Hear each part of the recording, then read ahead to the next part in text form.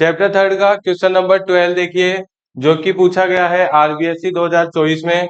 क्या क्वेश्चन है? पहले एक स्टेटमेंट दे रखा है, metals are good conductor of electricity. Metals are good conductor of electricity.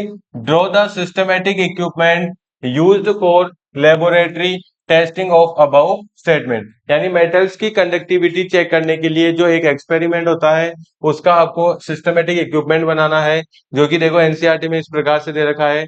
आपको एक यूज करनी है, बैटरी लगानी है, ठीक है। एक क्या लगानी है? बैटरी, ठीक है। एक बल्ब का डायग्राम और एक स्विच लगाना है, और एक इस तरह से दो क्लिप्स के बीच में जगह रख देनी है जहां पे आप मेटल का सैंपल क्या कर सके, यूज कर सके। तो इसी डायग्राम को आप इस तरह से भी बना सकते हैं भाई।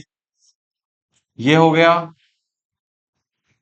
सेल या बैटरी का सिंबल, ठीक है। इसी के अंदर आप क्या कर सकते हो, बल्ब को इस तरह से कंबाइन कर सकते हो, ठीक है। यहाँ पे आप क्या कर सकते हो, स्विच लगा सकते हो, जो कि स्विच का सिंबल इस तरीके का होता है।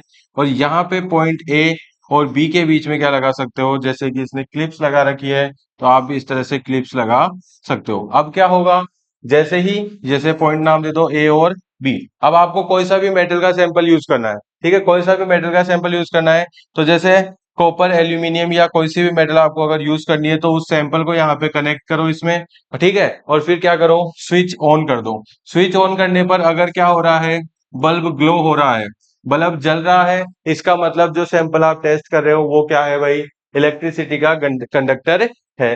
अगर बल्ब नहीं जल पा रहा है, ठीक है, आपने कोई मेटल का दूसरा सैंपल लिया, मान लो